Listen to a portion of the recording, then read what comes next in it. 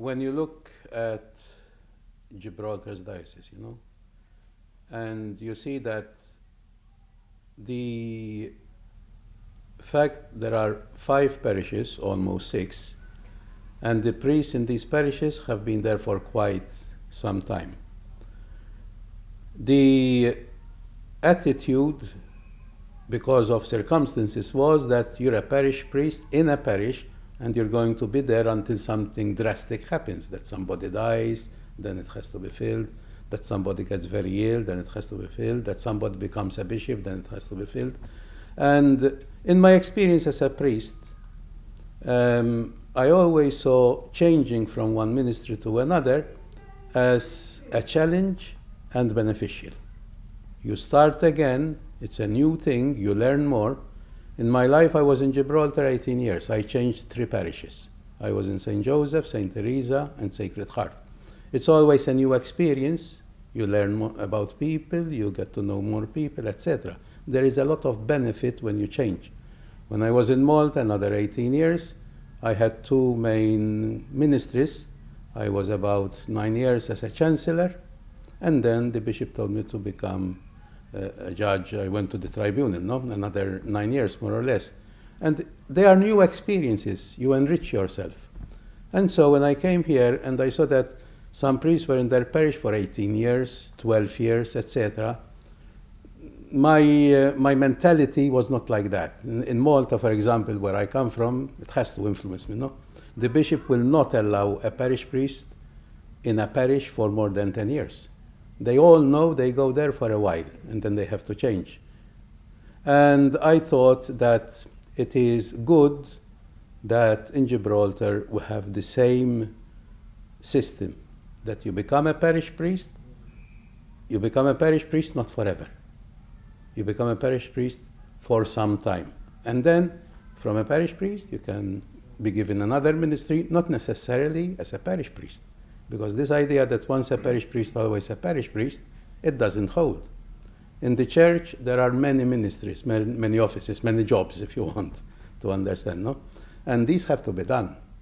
And they can't always be done through a parish priest. You may have the necessity of a priest doing a certain ministry without being a parish priest.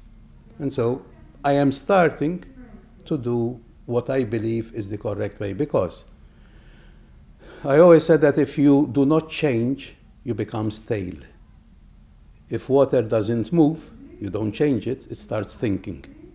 And the same thing in our life. If you don't change, then you start taking things for granted, you think that you've done enough, you take things very easy, and that's not good for the ministry. Have the changes been carried out in consultation with the clergy?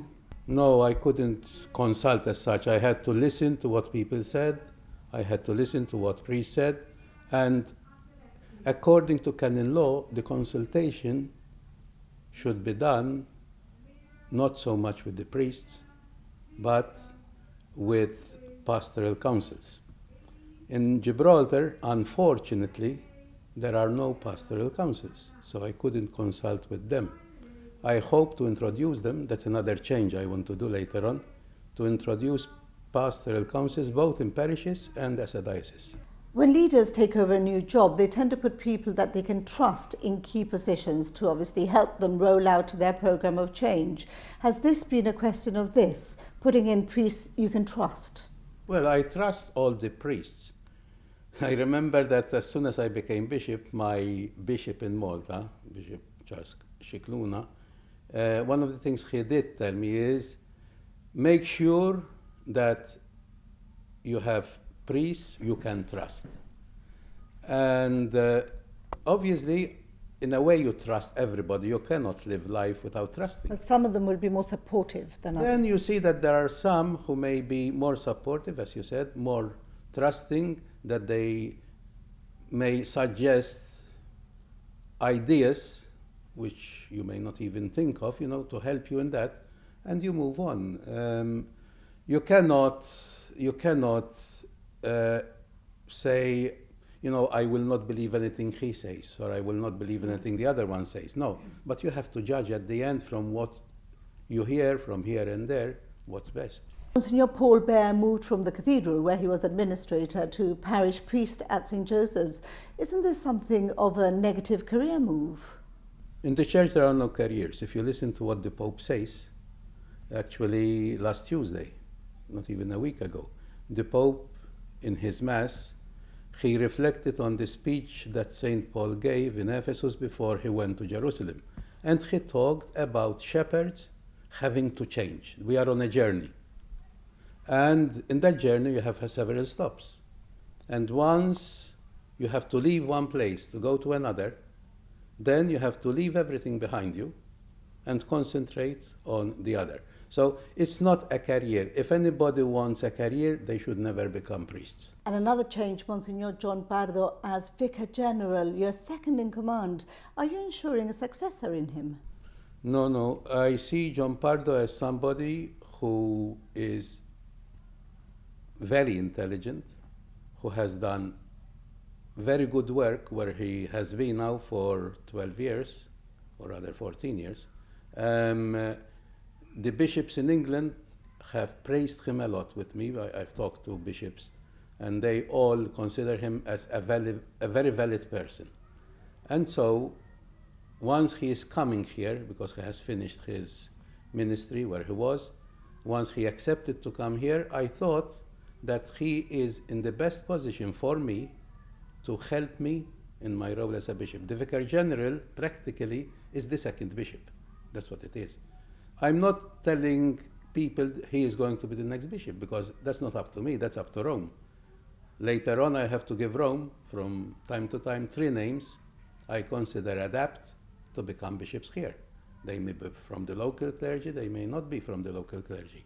But you have to give 3 names, and then it's up to them what they do with those 3 names. I don't nominate bishops. Well, perhaps perform something of a miracle in getting 2 priests to return or be returned to the rock. John Pardo, that we've just spoken about, and Daniel Hernandez. How have you managed to do this? I knew that their term, as in the case of Danny, as chaplain to the forces, to the army. And in the case of John Pardo, as rector in Valladolid, in the college where he was, both told me their term has come to an end. They needed another placement. Now, both of them could have said, I would like to do this, or I would like to do that. I would have respected that. But what I told them when I knew that their term was going to come to an end is that it is my wish that they come back. They are priests from Gibraltar. They are local priests. So, in a way, they are incarnated here, and their first duty is towards this diocese. When I consider that out of, let's say, 10 priests who are ordained for Gibraltar, not Gibraltarians, 5 of them were away at a certain point, I said, this is too much. In no diocese would we have half the clergy working abroad. In no diocese. So, from the time I became a bishop, I said, I'll have to try to get them back. And I did. Well, I think it would be fair to say that a great percentage of the congregation has, over the past years, been calling for strong leadership for the Church in Gibraltar. What other changes are you planning to introduce? I think it's not fair to ask that question, because the changes I have in mind to introduce, I have to think more about them. But what is sure is these 2 changes now, from the cathedral regarding Monsignor Bear to St. Joseph. Regarding Michael, Father Michael becoming the one who is my delegate for those who are sick and those who are elderly. And Father Tong coming from Malta to take over the cathedral parish and the cathedral as a church. That's a beginning. There are more priests in Gibraltar. And my idea is that a priest should not be in the same ministry all his life. So I will be changing others when the time comes.